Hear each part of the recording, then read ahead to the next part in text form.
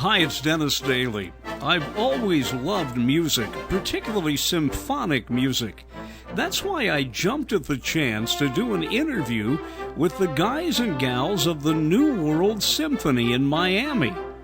They're all in their late teens and early 20s, but they play as if they were born to play. We'll find out about the New World Symphony in this report, but I wanted to play you a commercial I heard on radio in Miami before I showed up at Symphony Hall. Okay, so the weekend's over, it's Monday night, and you're looking for something different to do. You want to hear a new sound, something alternative. This is where me and my band come in. Hi, I'm Michael Sutton, and I play the violin with the New World Symphony. Michael Sutton is an award-winning violinist, and when he talks about me and my band, here's the sound he's talking about. Michael Sutton's band is indeed an orchestra, a symphony orchestra, the New World Symphony. Internationally recognized conductor Michael Tilson-Thomas realized about a decade ago that a lot of extremely talented young people were coming out of music schools and could not find a place to work. You see, the turnover in America's orchestras is not that very rapid. A person could wait years to get a job playing in a symphony. So Michael Tilson-Thomas got the funding together to put together the New World Symphony in Miami. Recently, I sat down to talk to 4 members of the New World Symphony, and before you think they're just a bunch of young kids who only eat, breathe, and sleep music, they are fun and personable, have their heads screwed on straight, and are headed in the right direction. Although most of the members of the New World Symphony stay for only 3 years, a few have been there a wee bit longer. Ken, for example. Yeah, I've been here since 1992. And how did you find out about the New World Symphony? I was at Eastman, and much of my friends in 1988 came down here. There's been about 15 people who I was in school with who came down. The one thing that I think would amaze a lot of people and it's something I discovered. I mean, I've known musicians a long time, and I know that you're not stuffy. It's just refreshing to run into people your age who have had such an abiding love of music all your life, and just, I mean, I don't want to make too big a deal that people wouldn't know you from the average run-of-the-mill college student, but that you take your music so seriously, but it doesn't deprive you of having your own personal life. I mean, you work it well into that, even though it takes a lot of time, rehearsal, dedication. Well, I think we all put a lot of effort into having a life outside of music, because you can get awfully narrow-minded and caught up in the whole audition thing and really miss out on a lot of things.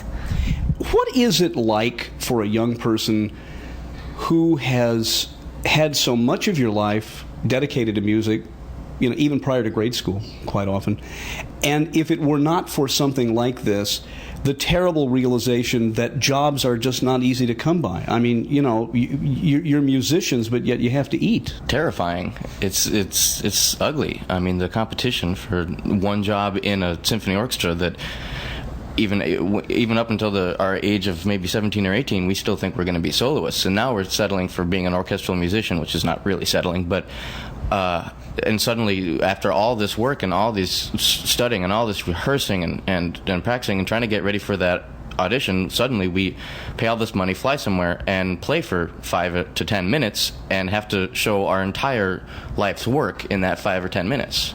And that's not a real great prospect. There's an awful lot of "don't call us, we'll call you." No, there's an awful lot of thank you very much. Next. Well, I came here so that I could develop further, because there was no teacher in Brazil. There was only one Polish teacher that he came to Brazil because of the war, and that was pretty much it. Which was some time ago. Yeah, so I came here because I heard about the teachers and everything, and I guess I heard about New World Symphony because a couple people from my school went. Came here, and then also when we were in Tanglewood and stuff.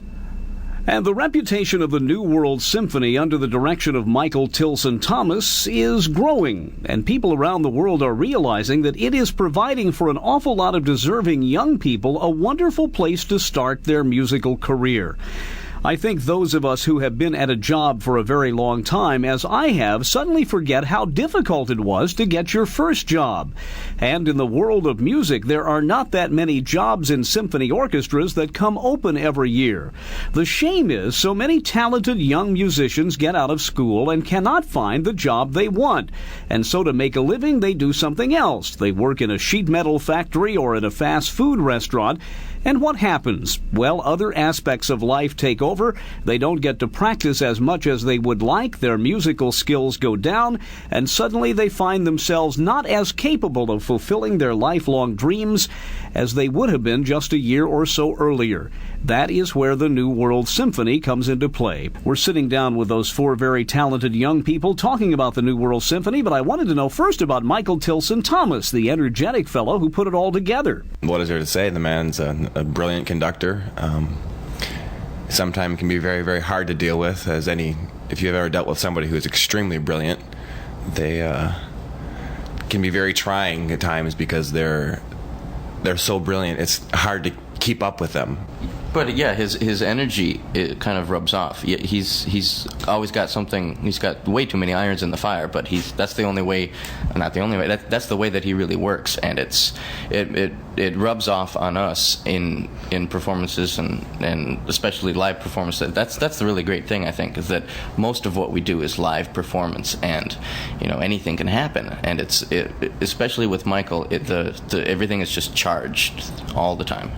I hate to get back to the mercenary aspects of it, but you brought up the fact that there aren't a lot of openings created in symphony orchestras, if I get the right impression. I mean, if you're an oboist or whatever, it isn't that you can look through the New York Times and there's going to be every week a lot of openings for oboists. How many, and I don't know how you define major here, but how many major symphony orchestras are there, and what is the turnover like? Or is there any really turnover? Well, we sort of assume that in a year's time there will be maybe a symphony's worth of openings in the United States for your instrument. So there might be 3 flute openings. Sometimes there are 12 cello openings. However, there are some times where you'll go for 4 and 5 years where a major job, being Chicago, New York, Philly, Boston, and Cleveland, those won't open up for 5-6 years. So you're looking at the lower orchestras, and the turnover rate's not huge. Sophia? Yeah, but at the same time, there's chamber orchestras, there are teaching positions, people set up private studios. They create their own ensembles. They go into contemporary. I mean, there's many things that you can do. How does the grapevine work? Is there the Wall Street Journal publishes a newspaper that's got openings for executives. In the music world, is it word of mouth? How do you find out what's happening? How do you keep tabs on that? Newspaper, word of mouth. There's a musicians union which advertises the openings, thankfully. Even though a person wants to play, could you find yourself in a situation saying, yes, there's an opening there, but I just don't like that conductor? Or I would rather wash cars than apply at that orchestra? Absolutely. Who wants to go play under a conductor that doesn't do it for them? Or isn't the kind of music making that they want to participate in? Ken, I guess it's no secret that some of you have had to take less than perfect jobs in the meantime to make your car payments. Yeah, I mean, it happens to a number of musicians when they're usually right out of college. If they're either going on to their master's, or if they decide not to and they're freelancing. I've had to work in a metal finishing plant and a plastic injection molding plant. It's not my favorite thing, but it paid the bills, so I can keep on playing. Let's go back to the beginning with you four. Sophia, you play the Cello. You played the cello. When did you first know you wanted to be a musician, and was it the cello to start with? Well, I just saw a chamber orchestra, a string orchestra, and my mom said, well, you can choose any of those instruments, you can pick them, and I picked the cello. I liked it, and everybody played it sitting down, and the violins, they played it standing up, and so I picked the cello. I liked it. And you were about how old when all that started? 11. How old were you when you got to that point, as you said earlier, where you realized that you couldn't get the kind of instruction you wanted to advance further? 16. So you did a lot of playing between 11 and 16. Well, I mean, as much playing as a kid does. In Brazil, I mean, you go to school and then well, the way we started, there was this orchestra that what we did, for example, I didn't have an instrument for about 2 years. So what we did is that we would go into the orchestra and we would rehearse for 2 hours twice a week. So that's what we did. And then they would lend us instrument and we could practice there. So we would practice about an hour a day, 2 hours at the most, something like that. And then after that, you started having private lessons and play chamber music with friends. And then there was a youth orchestra. You played in that too. And you did gigs like in weddings and things like that. So Do you notice Sophia speaks also with a Norwegian accent? Anybody in your family from Norway? Because you say "tu" when you almost. You sure she's not from Wisconsin? So then you may have told me once, but you came to the States when? When I was 16, 87. And were you immediately able to get with the type of instruction you wanted? Actually, I was really lucky because I went to this family. The guy played cello also. So I stayed with this family, and the guy was about my age, and he also played cello, and he was studying with this guy, Chilean guy. And that's how I ran into him, and he happened to be the student of the teacher that I ended up with in college. I continue my discussion with 4 members of the New World Symphony. Now, you play what instrument? Play the flute. And did you always want to... Do you say flutist or flautist, or does one sound snobbish, or does it matter? It doesn't really matter. I prefer flutist, but... You're a flute player. Flute player, absolutely, not a flout player. Did you and did you know you wanted to do that from wee childhood? Oh no, I started playing the piano when I was very young, and I was desperate to be in the school band. Don't ask me why. I guess it was a thing to do, and I think part of it has to do with the fact that my mother's a harpist, and she really wanted me to play a small instrument for obvious reasons, and so she talked me into playing the flute, and I definitely loved it. Let me get into something here we were talking about last night, and that is they talk about the glass ceiling for women in executive positions where you can only rise so high. Until one of you brought up to me how few women traditionally there have been in symphony orchestras, except playing the flute and the harp, I never really thought of that before. How much is that changing, or is it? Oh, I think there have been, certainly in American orchestras, there have been women in all sections. Maybe not so much the brass sections, but you look at the violin sections, and they're practically... In the last 20 years. Oh, okay. Before 20 years, certainly Dorio Dwyer, the principal flutist in Boston, has been a major inspiration to women flute players, I think women musicians in general. Yeah, and there have been a fair amount of female harpists. I never really thought about it. But it's really no secret that up until this current generation, that was somewhat, or very much the case. That if you were a woman, you pretty well knew that you were going to play one of 2 or 3 instruments if you wanted to get into a major symphony. Oh, that doesn't mean to say that it's always been women playing those instruments in symphonies. I mean, we've had just as much competition with men as any other instrument. So you switched from the piano to the flute, and how old were you then? Well, I kept playing the piano, but I started the flute when I was 10 years old. Is there any advantage to being bi-instrumental or multi-instrumental as far as a performer? I mean, I know in what little choral music I did, certainly not professionally, my ability to play piano greatly enhanced my ability to read sheet music, obviously, and sing. Does it help the musician at all when you have an understanding of the other instruments? So much. It's just incredible to think of what it would be like to play only a single-lined instrument or only a keyboard instrument. Because from playing the flute, I really get a sense of line and phrasing that I can apply to the piano. And from playing the piano, I hear all the harmony and the vertical structure of the music, which I can apply back to the flute. Ken, can you tell composers who you know wrote for instruments they couldn't play? Sure. Yeah, absolutely. I mean, we were talking about PDQ Bach, which is, if listeners don't know, is a parody on classical music, and one of the shticks that's written into it is that he apparently did not understand the limitations of many instruments or vocal ranges, and wrote things you can't sing or can't play, really. Mike, you were going to say something. Yeah, absolutely. I mean, Brahms, as wonderful as he was a pianist, and a lot of the things that he writes are very idiomatic and would work wonderfully on a piano.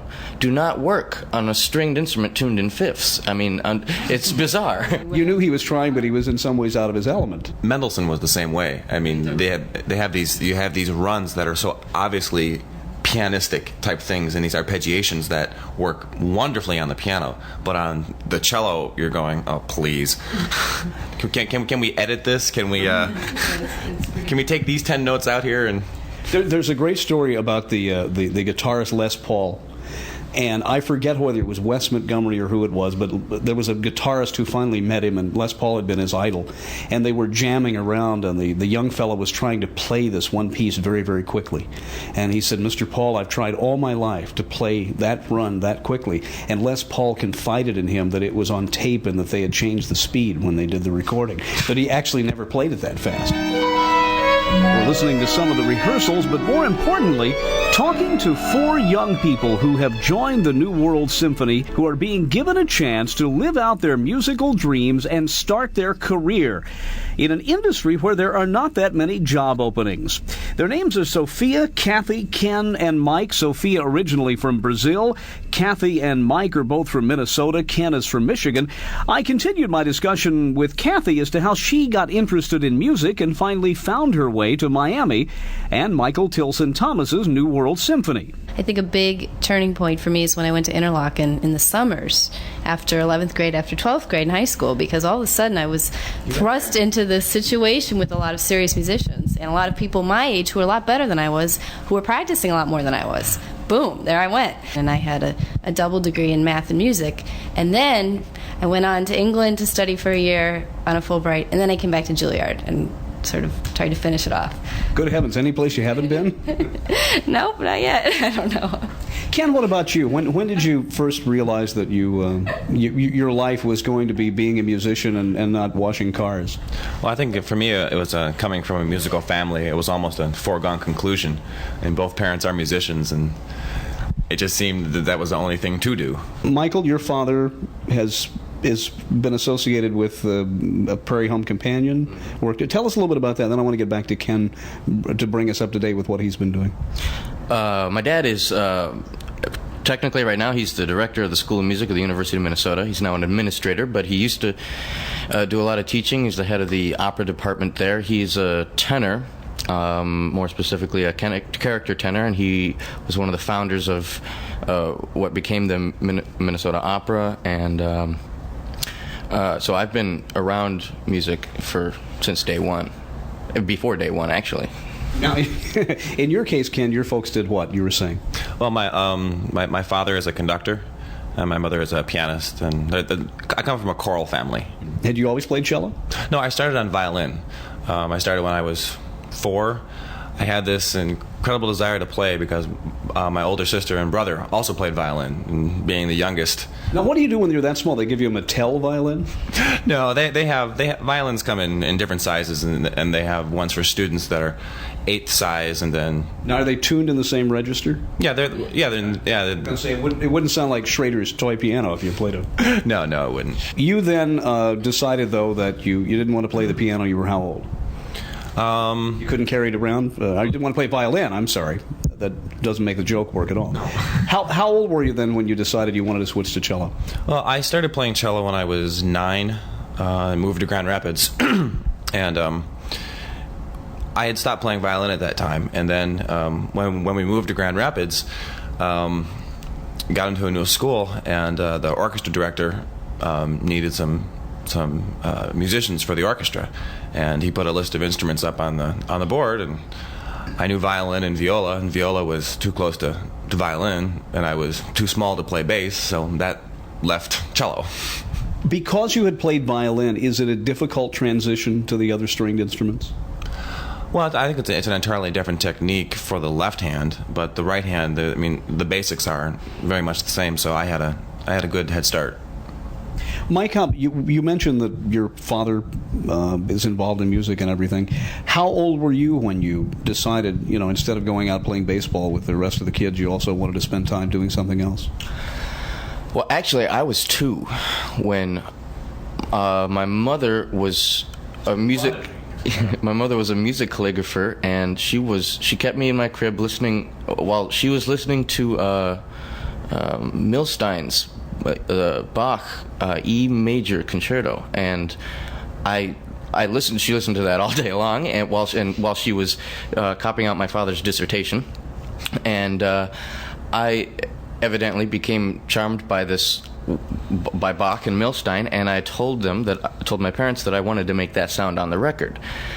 I didn't really know what it was, but I wanted to do that. And so they signed me up for Suzuki lessons, and I was on a waiting list for 2 years, and by the time I was 4, I was scrubbing away and hating it, actually, for the first year. But so I basically started when I was 4, and I was obviously just a child, and I didn't they kind of helped me stay with it for about the first year, and then I actually started liking what I was doing and realized that I could entertain and I could communicate with this piece of wood under my chin. What is the peer group pressure like? I mean, I don't want to be simplistic here and say that in many ways being a musician is perceived by some people as being kind of effete or elitist. But did any of you face any problems with your friends? I mean, wondering why you had to go practice, or I don't want to use the word, maybe ostracism is too strong a word here, but that you felt in some ways that you didn't fit in, or that your friends looked at you askance? Have any of you? Sophia's shaking her head no. What about you? Oh, I think so. Most of the time in high school and even in college, I had friends who were musicians, and even though they tried to understand, conveying it in a couple short sentences doesn't give off the aura or all the responsibility that we have for practicing. And it's gone on since then. It's so much easier when you go into the typical routine of being a lawyer, a business person. You can get married, you can have a house, you can have a job, you have your whole life set up when you're 25 years old. And, here we are, we're approaching 30, and who knows where we'll be. Do most musicians marry late for that reason? Not necessarily. No. No. Okay. You can drag a spouse around with you.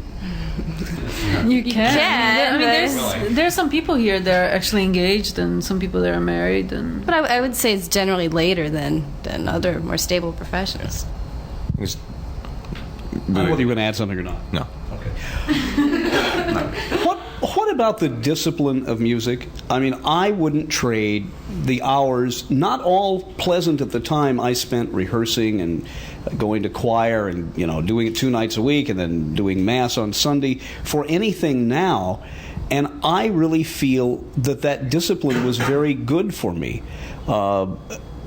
Not to put words in your mouth, but I really wish that more young people had that outlet of music. Sophia mentioned something that I guess is not uncommon, and that's quite often you either can't afford or don't have your own instrument, that the only time you would then get to practice would be when you were at the academy or the school or whatever. because I was in music, because I did music, I could come to the United States, and even though I didn't have any money, I could play and get scholarship. And that's basically how I got through the whole college, and I have master's degree and everything with scholarships. What's the most expensive instrument in the orchestra, other than piano and harp? I guess we'll rule those out. But Cellos and violins.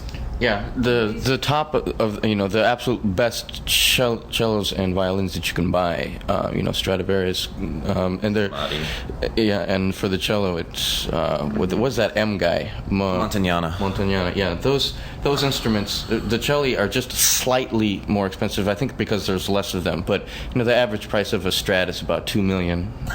I've seen one for 1.8, but it didn't have the original scroll. Was it on sale at Kmart? No. Auctioned. Yeah, they're auctioned a lot, and a lot of violin dealers will sell them too.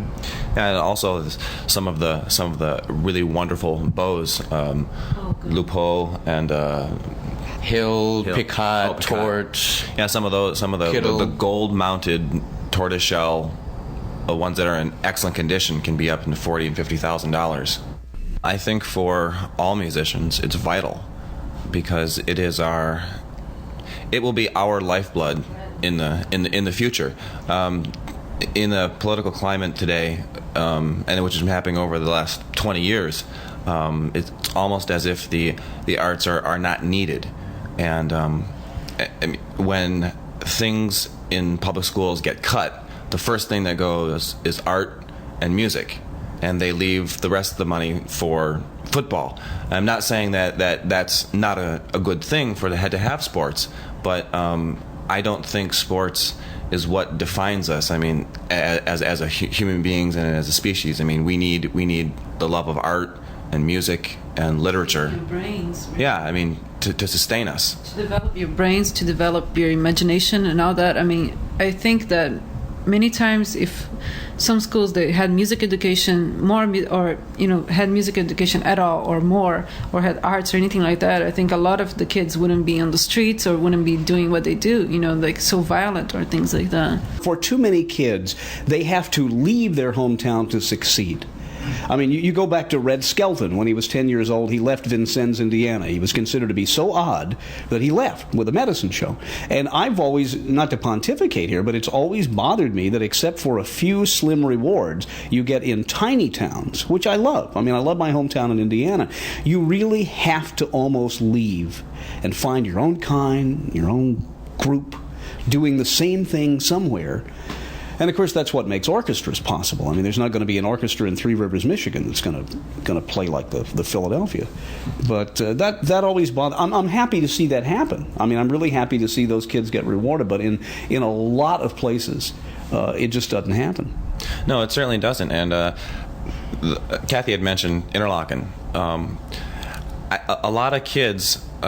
That's exactly what happens to them. They come from their little towns where they're the best flute player, or they're the only flute player, and they come into a situation where they're surrounded by 2,000 other kids who also have the same interest, and then all of a sudden this world is completely opened up for them.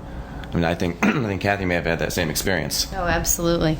And I also wanted to go back and ask you guys if you were ever teased for what you did when you were really young by your peers. Oh, constantly. I mean, being a male string player at the age of 13, 14 years old, when most everybody else is playing baseball, I did that too, so I wouldn't get teased. But when I was Mike's sitting over here saying no. No, I don't remember that at all. I think, especially in high school, I remember. I mean, everybody kind of knew that there was something different because sometimes I would wear gloves all day. I was protecting my hands and my infinite wisdom as a 16-year-old. Dumb. But I remember there were people, and I would carry around a violin. And I guess people, I was in an inner city high school with a lot of 2,000 students, and I remember. At one point, we'd had a talent show, and everybody asked me to play. I said, they don't want me to, they're not going to want to listen to this classical music. I mean, but I ended up playing, and I played a Kreisler piece that's very technically flashy, and, it's a real entertainment piece. And as soon as I had walked out on the stage, they were booing people. This was an ugly crowd. And as soon as I walked out on the stage, I wore a tuxedo and everything. I walked out on the stage, and that place went, what you could hear a pin drop. I couldn't believe it. And the accompanist started, and I played, and when I get to a real technical thing, it was like a jazz solo. People started cheering, and by the time I was done, I mean, they didn't know when to clap, but, I'm suddenly doing something very fast and very technically difficult. People were on their feet cheering, and I ended up, at the end of it, just, with a huge standing ovation. Got my picture in the yearbook. I mean, it was goofy. Boy, lucky you. Also in Brazil and here it was different. But anyway, in Brazil also a lot of people admire that, and they're like, wow, you play an instrument and everything. And people only made fun of me because I read big books to prepare us for orchestra life, everything about orchestra, I think. Not only playing, but orchestra life and how to behave in orchestra, how to prepare for daily rehearsal, everything that is, or everything included. Kathy, you got some good news. Are you the first among this group to have somebody not say, "Don't call us, we'll call you"? I guess so.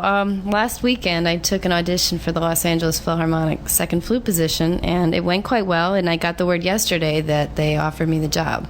Wow! Right. So. Is it out of turn here to talk about salaries?